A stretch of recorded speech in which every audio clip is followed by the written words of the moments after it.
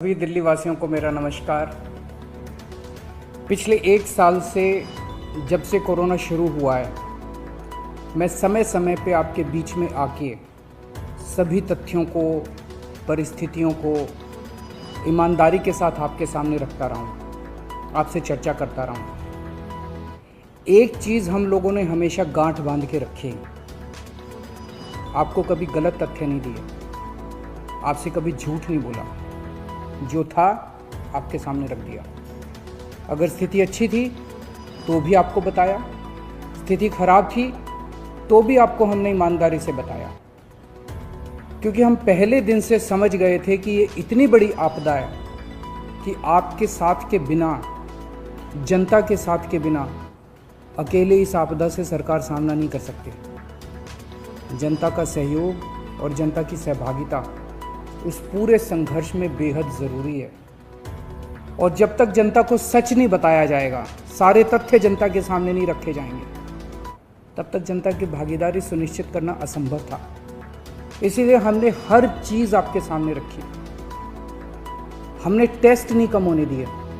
आज दिल्ली के अंदर सबसे ज़्यादा टेस्ट हो रहे हैं।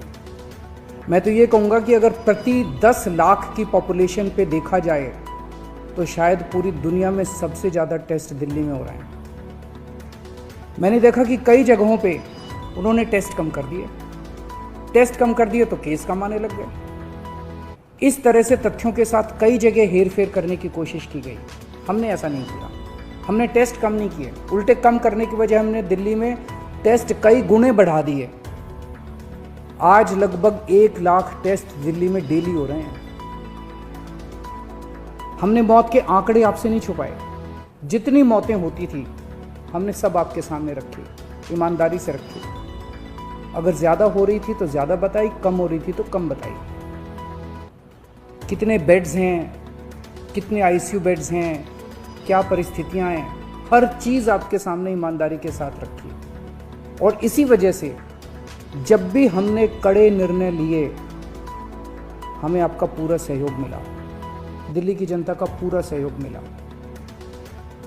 मैं हमेशा कहता हूं कि हमारी दिल्ली एक परिवार है। दिल्ली के 2 करोड़ लोग एक परिवार हैं। और जब परिवार में कोई आपदा आती है तो सारे परिवार के लोग मिलकर उसका सामना करते हैं। अब भी हम सभी मिलकर इसका सामना करेंगे।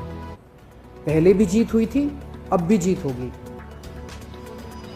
आज दिल्ली में क्या परिस्थिति है?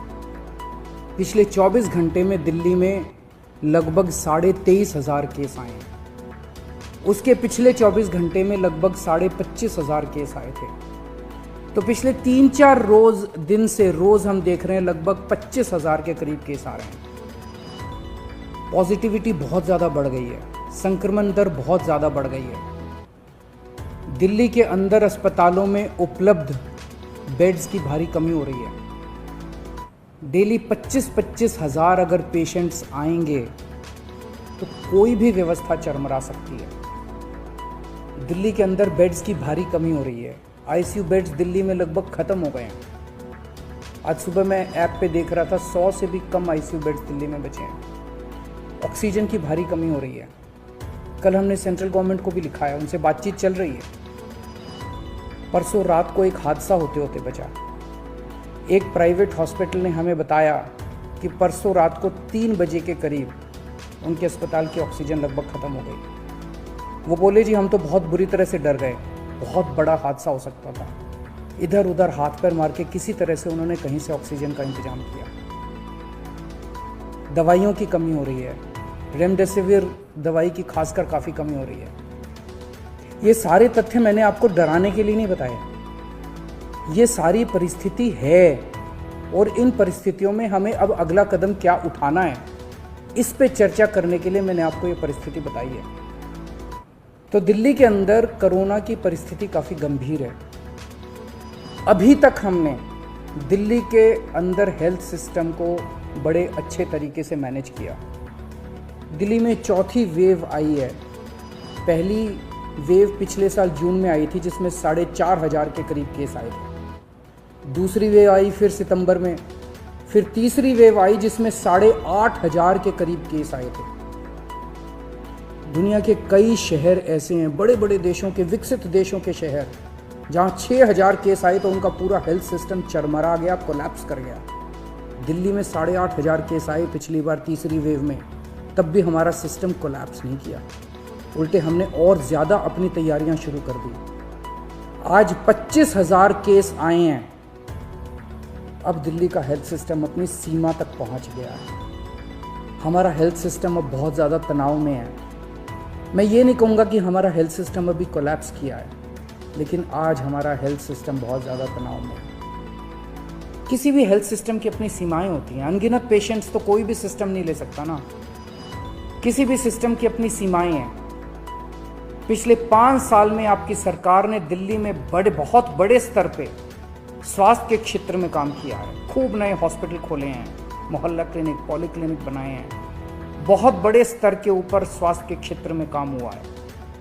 यही कारण है कि आज 25000 केस के ऊपर भी दिल्ली का सिस्टम चल रहा है। लेकिन अब इसके बाद अगर तुरंत कुछ कठोर कदम नहीं उठाए गए तो ये सिस्टम कोलैप्स कर सकता है।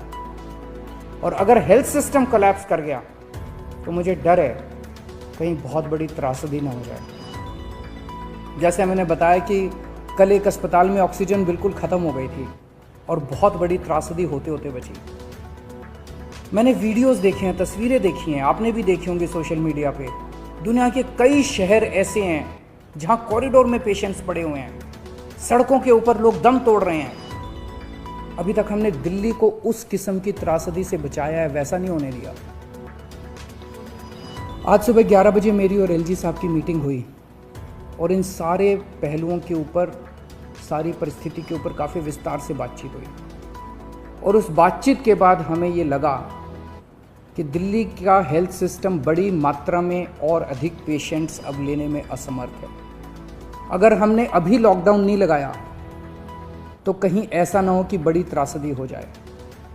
हम किसी भी हालत में दिल्ली को उस परिस्थिति में नहीं ले जाना चाहते जहां कॉरिडोर के अंदर पेशेंट्स पड़े हैं, सड़कों पे लोग दम तोड़ रहे हैं।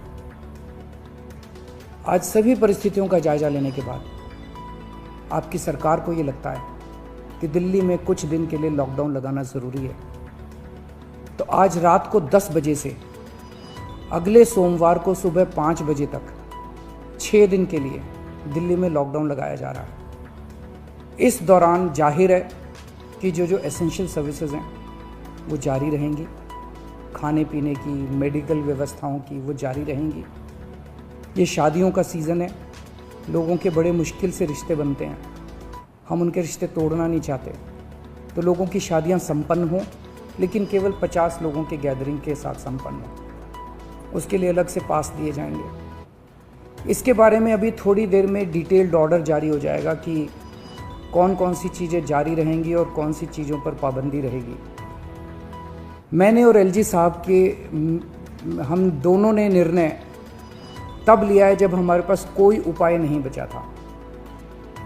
हमारे लिए ये निर्णय लेना आसान नहीं था, क्योंकि मैं समझ सकता हूँ कि लॉकडाउन के दौरान किस तरह से लोगों के रोज़गार ख़त्म हो जाते हैं, लोगों की कमाई ख़त्म हो जाती है, और ख़ासकर सबसे गरीब तबके के लिए तो ये बेहद मुश्किल होता है। जो दिहाड़ी करके रोज़ कमाते हैं उनके लिए तो बेहद मुश्किल हो जाता है। पिछली बार जब देश में लॉकडाउन लगा था, हमने देखा कि किस तरह बड़ी संख्या में प्रवासी मजदूर अपने गांव जाने लगे थे।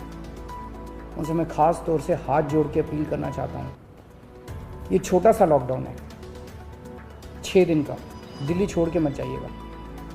आपके आने जाने में इतना समय खराब हो जाएगा, इतना पैसा खराब हो जाएगा, इतनी ऊर्जा खराब होती है। दिल्ली में रहिए। मुझे उम्मीद है कि ये छोटा लॉकडाउन है और छोटा ही रहेगा। मुझे पूरी उम्मीद है कि शायद बढ़ाने की ज़रूरत ना पड़े। आप दिल्ली में रहिए।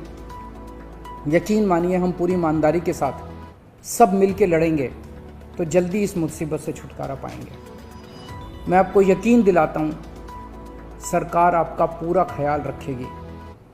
मैं हूँ ना, मुझ पे भरोसा रखिए।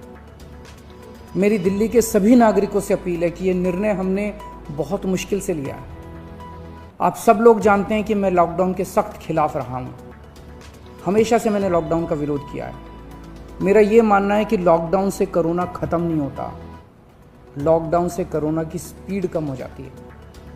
मेरा हमेशा ये मानना है कि अगर किसी भी शहर या राज्य की स्वास्थ्य व्यवस्था अपनी सीमा तक पहुंच जाए तो लॉकडाउन लगाना ज़रूरी हो जाता है, ताकि पेशेंट्स का नंबर कम हो जाए, ताकि हेल्थ सिस्टम को और दुरुस्त किया जा सके।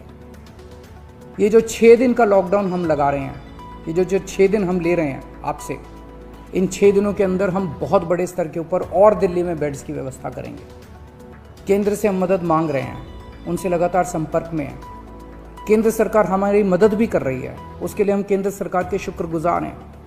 उनसे ऑक्सीजन की व्यवस्था करेंगे, दवाइयों की व्यवस्था करेंगे। इस लॉकडाउन के समय को हम इन सब चीज़ों के लिए इस्तेमाल करेंगे। मेरी अब सब लोगों से गुजारिश है कि लॉकडाउन का पूरी तरह से पालन करें, घर से बाहर इस दौरान ना निकलें। पहले भी हमने कई कठिन निर्णय लिए और आपने मेरा पूरा साथ दिया। मुझे पूरी उम्मीद है आज भी आप मेरा साथ देंगे। हम मिलके इसका मुकाबला करेंगे और ज़रूर जीतेंगे। नमस्कार।